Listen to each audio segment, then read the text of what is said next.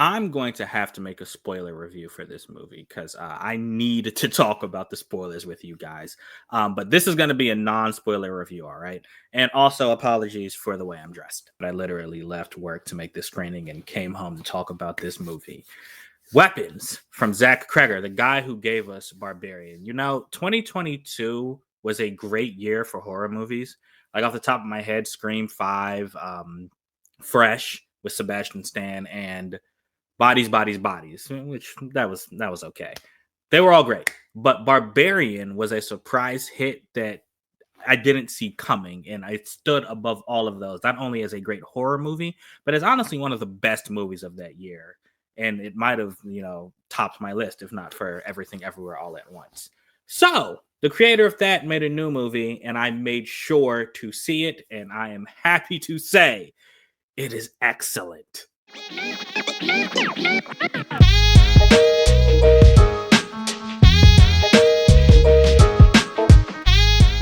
Okay, so Weapons from writer director Zach Kreger. So if you haven't seen the trailer for this, this movie basically the piece of the story we get is that a classroom full of students basically disappeared.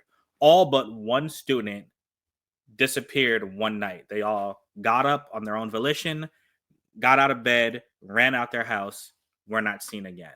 Police conducted searches. Obviously, the parents conducted searches. They're all checking their ring cams, and all they see are these kids just walking out the door and darting in a certain direction for whatever reason. And they've been missing. So the movie's about that mystery. Why did these kids just decide to all get up at the same exact time and leave the house? Now, as you might expect from the guy who wrote Barbarian, that plot point is, it does happen, but the movie goes far deeper than that, which I loved. So this is a movie where the trailer really doesn't give away anything. In fact, the trailer basically talks about the disappearing children, and that happens like before the movie even starts, if that makes sense. Like we begin a month after the kids had disappeared, which I was not expecting. I thought we would actually see them, but the movie starts and there's a school assembly and they're talking about it. Hey, our kids are gone. What are we going to do? Yada, yada, yada. Top billing in this movie is Julia Gardner. She plays the teacher of the classroom of kids that disappeared, and Josh Brolin, who plays a parent of one of the students who disappeared. And he, along with the other parents, are unreasonably upset at Julia Gardner, I'd say. Like, they blame her because they're like, why is it your classroom that the kid disappeared from? What did you do? So they're blaming her for this, and, she's getting basically harassed. Okay, so we got all the players the trailer tells us about. This movie, again, like its, I guess, predecessor Barbarian, does something interesting, though, where we change POVs. Unlike Barbarian, which did it once, we change POVs a lot in this movie. So we start off following the teacher, Julia Gardner. Then we follow Josh Brolin's character. Then we follow a police officer. We follow a junkie. We follow one of the kids. Like, we follow a bunch of different people, and it keeps changing during the movie. Which actually brings me to my sours. Let's get those out the way. It's not that many.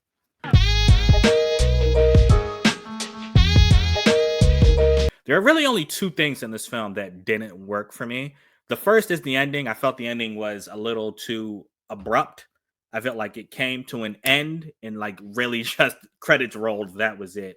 We didn't have time to really, sit with our feelings and digest what had just happened. Secondly, like I said, there are changing POVs in here. And while that in itself is an interesting mechanic because we get to see other people's, obviously, what they were doing at certain times, I do think it hurt the movie a little bit because I can tell you there are two characters or two moments, let me say, where the POV changed when my audience like audibly groaned. And that's because, the POV of the characters we're currently watching was so interesting that the movie cuts and it's like, all right, let's go talk about this guy right now. You're like, no, come on. And one of the characters in particular, the third POV we have, it's an officer. Honestly, it was pretty boring and we could have done without him. Without his POV, if I'm being honest. But that's it. That's the only criticism I have.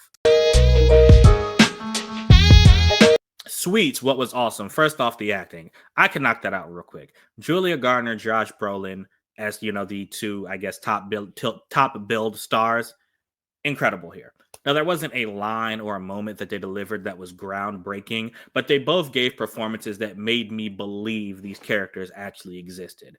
Josh Brolin was great as a father who just really, really missed his child. Like he sleeps in his son's bed, he's crying all the time. You can tell he didn't feel he was the best father and just wishes he could see his son again. And he sold that to me. Like I believed him. He really wanted to find his child.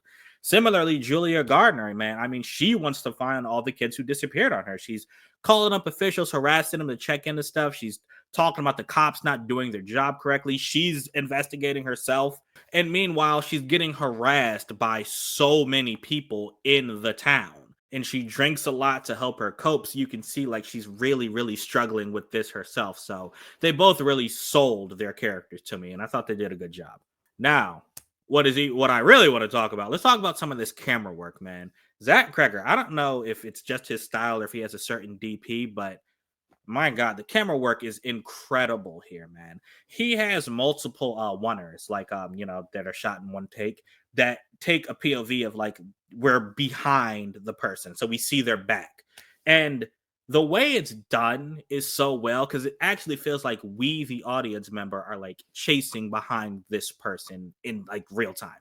He also does a great job with like using Dutch angles and using wide angles so we can see everything and doing close-ups to make sure we see those prosthetics and makeup on some of these people, which I'll get to later. But what really got me was there's a scene where a child is like running through like multiple houses. She'll run through a house, a yard, another house, another yard, and we're following her as she's doing this, violently running, and it's all a oneer, and it's so beautifully shot that I mean I had to applause at the end of it. So kudos to him. I actually got the privilege of being on a set for a TV show. So I know how many takes it gets just to get a line. So I can only imagine how many takes it took for these people to get all these different angles they're using to tell this story. Speaking of the story, that is really the best part of this movie. The way this dude crafts a narrative, I mean, got both of these stories just go in directions you will never expect. Again, which is why I love that his trailers can draw you into the movie, but they don't actually give anything away because you don't, trust me, you have no idea what this movie is about. And that's a good thing. And that's another thing I like about him. His brand of horror, it's really not traditional, right? Like he's not interested in tons of blood or a ton of jump scares or playing with sound or the boogeyman coming after you. Like a lot of his scares, you see them coming and they're still scary. That's what's great about it. Like, usually if a door swings open, you just see a monster pop out like, bah, right? Try to scare you. He'll open a door. He'll have someone walk out the door with a knife in their hand and look at you. And you're like, oh, okay, well, this person is dangerous. And then he will have that dangerous person walk up towards you to do whatever they're going to do. Like he lets you know ahead of time when you're about to be scared. And I really dig that. Not to say that jump scares and, blood and gore aren't in here because they are, but they're not gratuitous. And he's definitely not relying on that. But what's really great about him is you forget to be scared because you're so interested in figuring out, what is happening here? There's some crazy stuff going on in this town in this movie.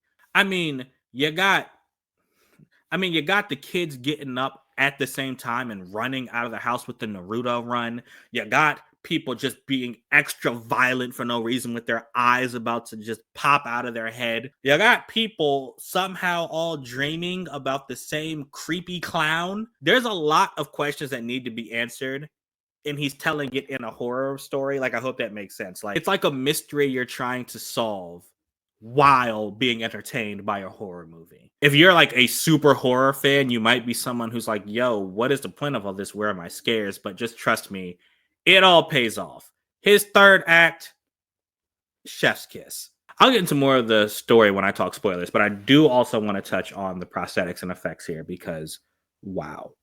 If I didn't say it already, this movie is not for children. There are some kills in this movie that are just disturbing.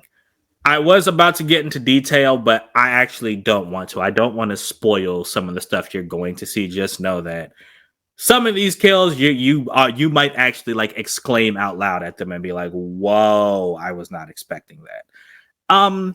Last thing I want to touch on that just popped in my head last week. This movie is actually also very funny. And I don't mean the type of funny where, a character says a joke to add levity. I mean the filmmaker purposely put in things he knew would draw a laugh from the audience, like from the way certain people run to the way certain characters speak to each other, to the point where even, a kill will induce a laugh out of you because you're laughing at the events happening while this person is getting like their life drained from them. So he did a good job with that. This was way funnier than Barbarian. And I keep mentioning Barbarian. I do, and I apologize for that, but it is an apt comparison is the word I was looking for. It's an apt comparison because these movies were both very good and they're very similar. But I do think this one was better. So those are my thoughts. Great acting, excellent camera work, a very compelling narrative that is going to have you asking questions until like the very last minute. And it's funny. Again, I didn't really like the way the movie just abruptly ended, but outside of that, and the diff in that one POV that I mentioned that I hated, the movie was A1, y'all. A1. I'm gonna give this one a 4.5 out of 5, and definitely recommend you go see it in theaters. And when you do, let me know what you think about it. Appreciate you guys, and until next time, I'm out.